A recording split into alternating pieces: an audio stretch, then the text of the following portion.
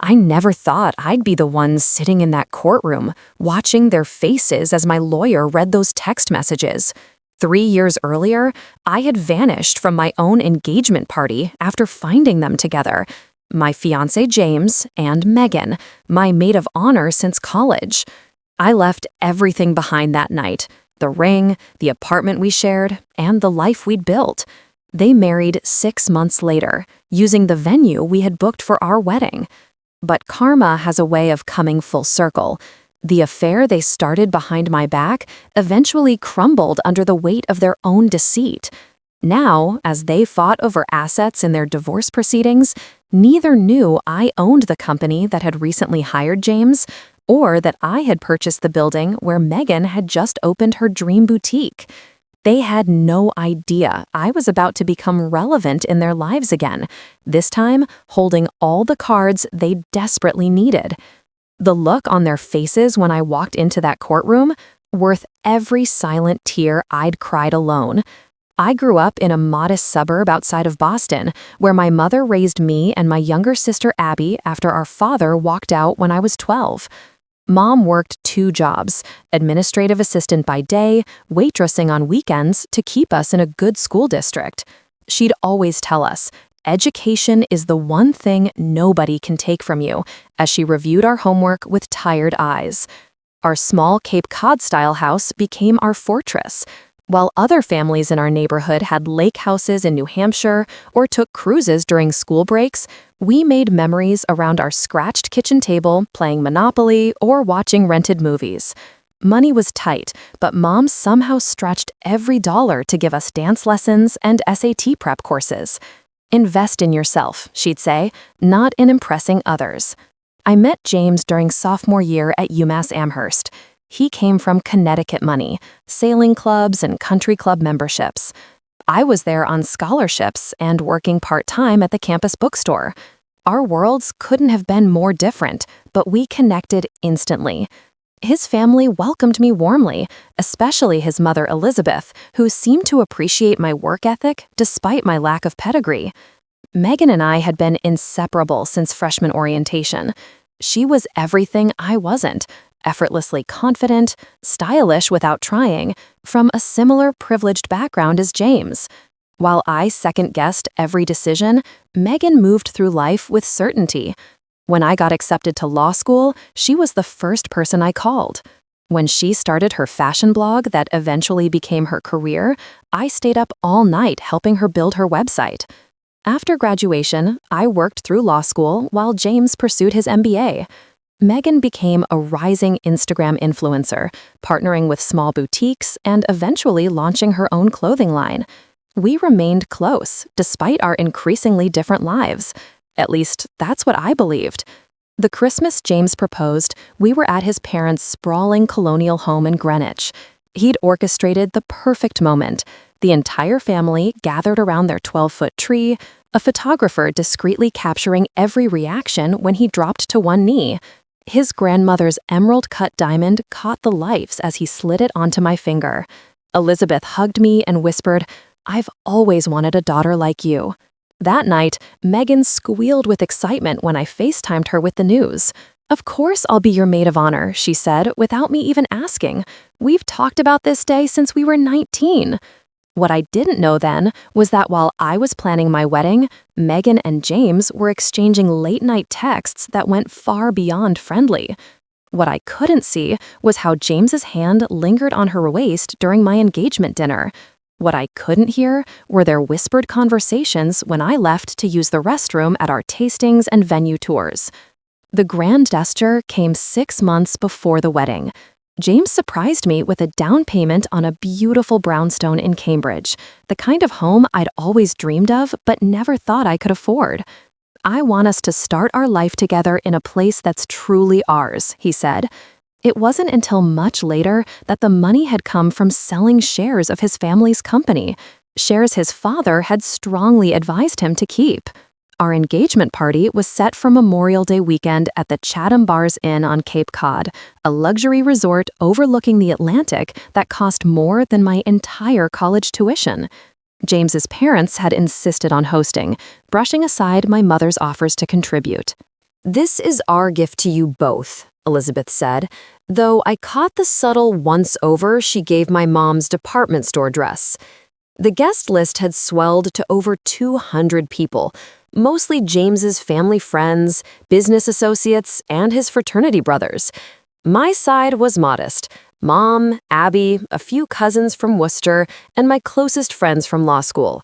The disparity was obvious in the seating chart, but James assured me it didn't matter. "Soon they'll all be our family," he said, kissing my forehead.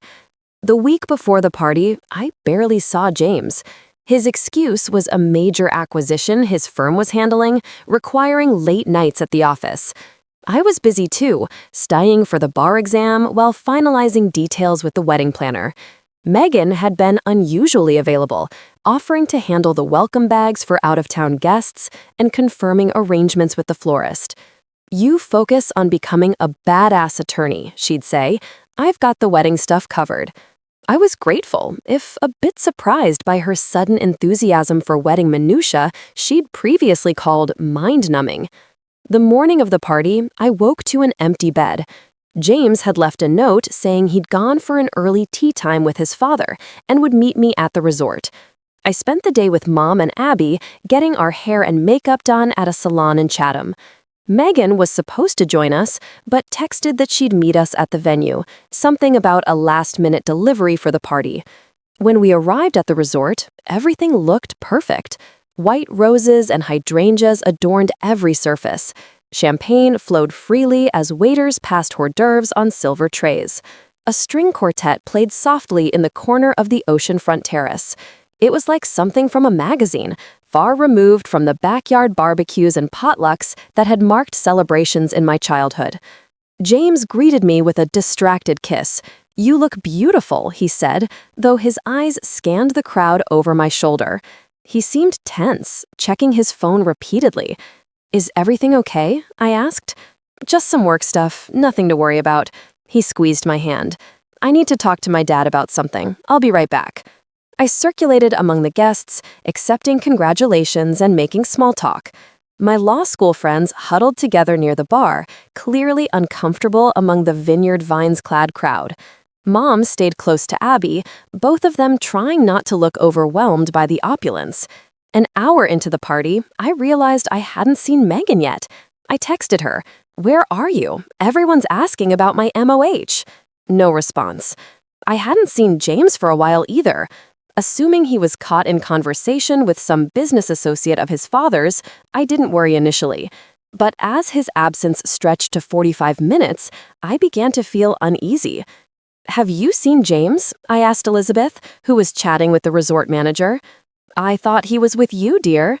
Her smile remained fixed, but her eyes narrowed slightly. "Perhaps check the library. He mentioned something about reviewing a contract." The resort's library was a wood-paneled room off the main lobby, typically used for small meetings. As I approached, I heard voices.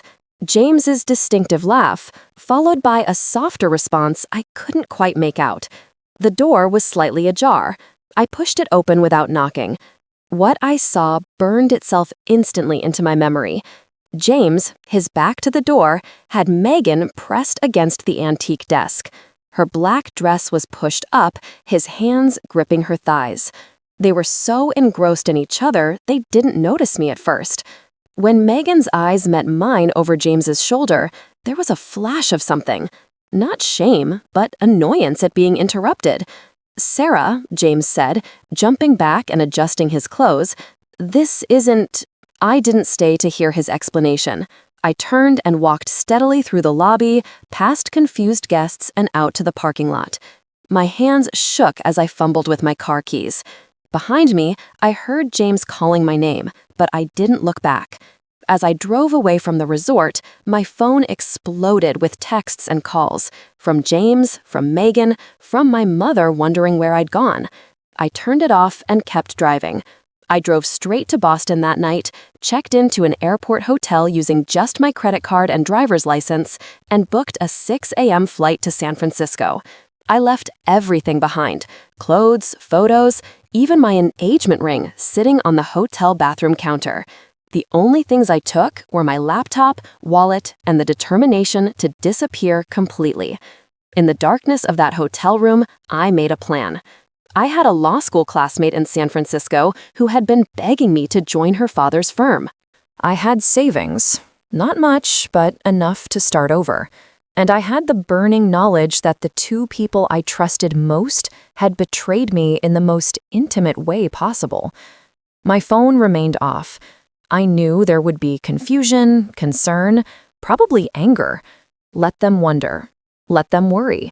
Let them feel one fraction of the hollowness that was consuming me. The next morning, as my plane took off over Boston Harbor, I felt a strange sense of lightness.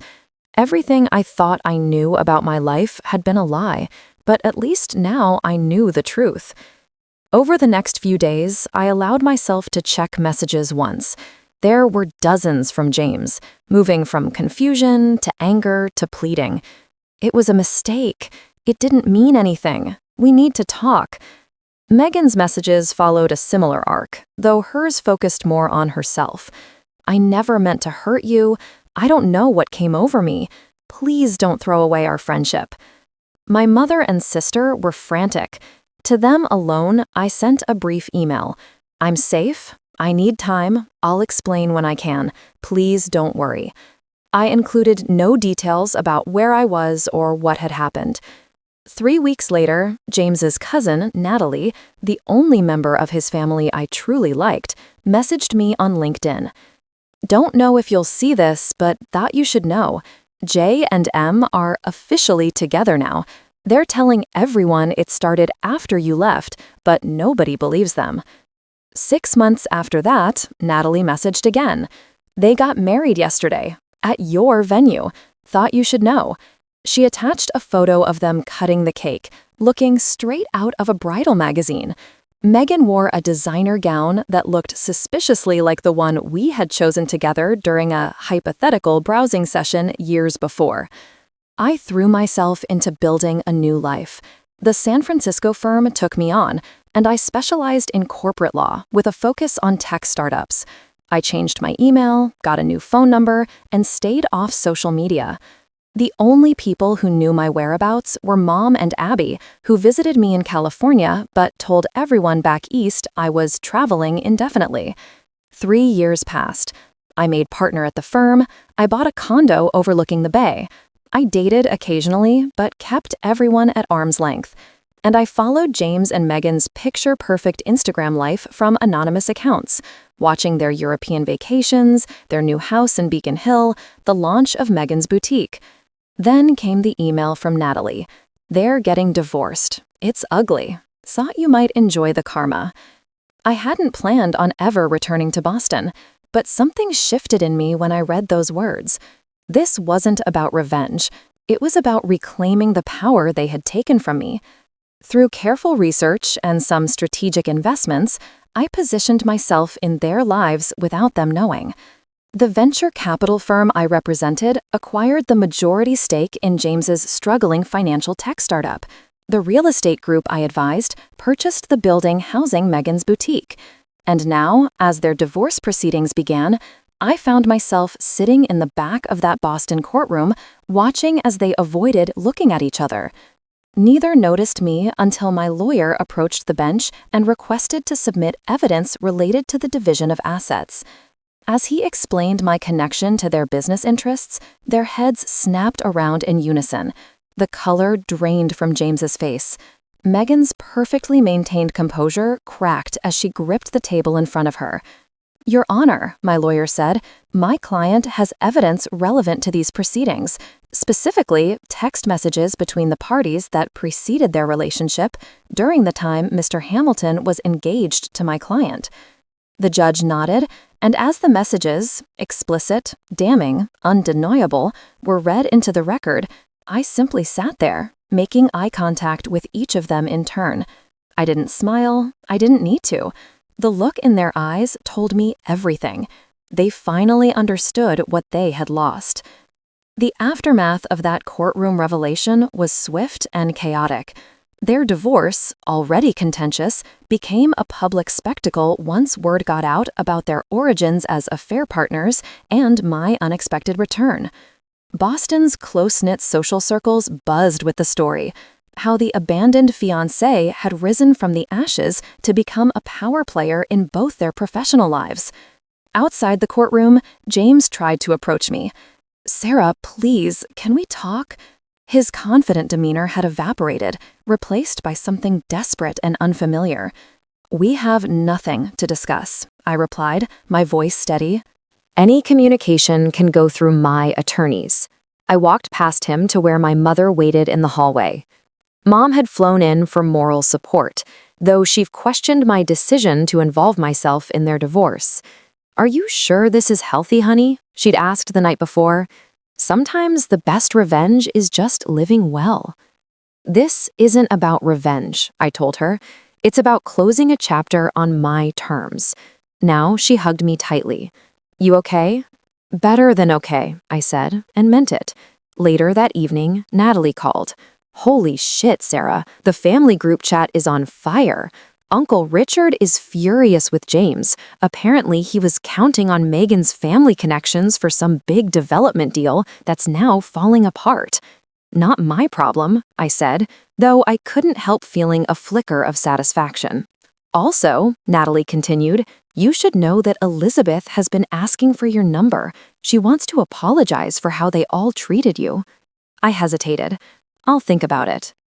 The next day brought a surprise, a text from Abby saying Megan was sitting on our mother's front porch, refusing to leave until she could talk to me. "Tell her I'm not interested," I texted back. "She's crying," Abby replied, "says there's something you don't know." Curiosity got the better of me. I agreed to a video call with Megan present. When her face appeared on screen, I barely recognized her. Gone was the polished influencer, replaced by someone with smudged makeup and obvious exhaustion. "I know you hate me," she began. "You should. What I did was unforgivable." "If that's all you came to say—" "It's not," she interrupted. "There's something you need to know about James, something I only discovered after we were married." What followed was a revelation that shifted my understanding of everything. According to Megan, James had methodically pursued her for months before our engagement party, manipulating both of us. He'd shown her messages allegedly from me, complaining about our relationship and expressing doubts. He'd told her I was planning to break up with him after using his connections to secure a position at a prestigious Austin firm. "I believed him," she said, wiping tears. "I thought I was comforting him through your betrayal. By the time I realized he was lying, we were already married and I was trapped." "Why should I believe you now?" I asked. She sent me screenshots, dozens of them, conversations between James and various women spanning years, including during our relationship. Financial records showing he'd been siphoning money from his family's business. And most disturbingly, a document outlining his strategic marriage plan that included detailed notes on my career prospects and family connections. "He saw us both as assets, not people," Megan said. "When you disappeared, I was just the convenient replacement." I sat in stunned silence, processing this new information. "I'm not asking for forgiveness," she continued, "but I wanted you to know that while I made terrible choices, he was playing us both." After ending the call, I spent hours verifying Megan's claims. Everything checked out. James had been calculating and manipulative on a level I hadn't imagined. The revelation didn't erase the pain of their betrayal, but it reframed my understanding of what had happened.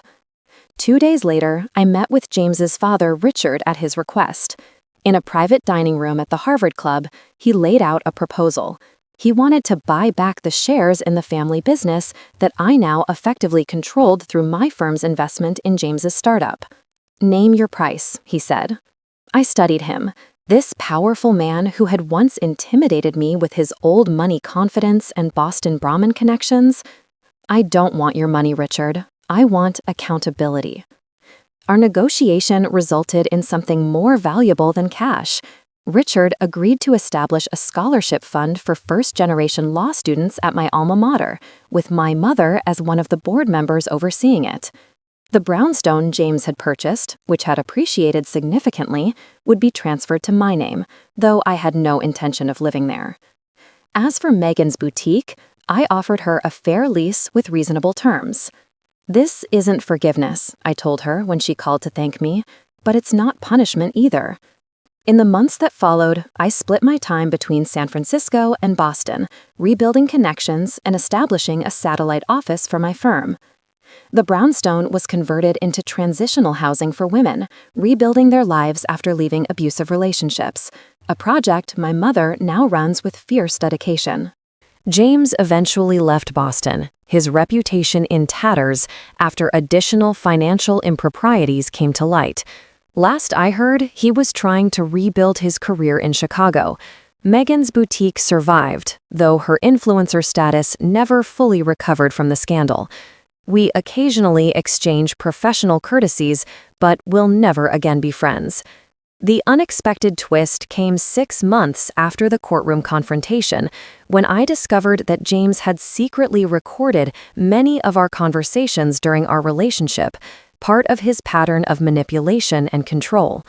When I hired a forensic tech expert to recover deleted files from our old shared cloud account, we found not only these recordings, but evidence that James had been planning to use my career and connections to facilitate some questionable financial maneuvers after our marriage. In essence, my disappearance had saved me from becoming an unwitting accomplice to white-collar crime. The grand gesture of the brownstone, I learned, had been purchased with money from his first attempt at financial fraud, a test run for bigger schemes he had planned. Looking back on everything now, I realize that what seemed like the worst day of my life was actually the beginning of my freedom. Walking away from that engagement party, leaving behind the ring, the relationship, and the life I thought I wanted, was the most courageous thing I've ever done. I won't pretend the journey was easy. There were nights I cried myself to sleep, days I questioned every decision I'd ever made. But rebuilding myself on my own terms gave me a strength I never knew I possessed. Sometimes the most painful endings lead to the most authentic beginnings. I didn't just survive their betrayal, I thrived despite it. And in the process, I discovered that family isn't always who you're born to or who you plan to marry. Sometimes it's the mother who never stops believing in you, the sister who keeps your secrets, or the friends who help you rebuild when everything falls apart. If you're watching this and facing your own betrayal or heartbreak, remember, your story doesn't end where they left you. It begins exactly where you choose to start again. If this story resonated with you, please hit the like button and subscribe to hear more stories of resilience and redemption. Share in the comments if you've ever had to walk away from something that was breaking you to find something that would make you whole again.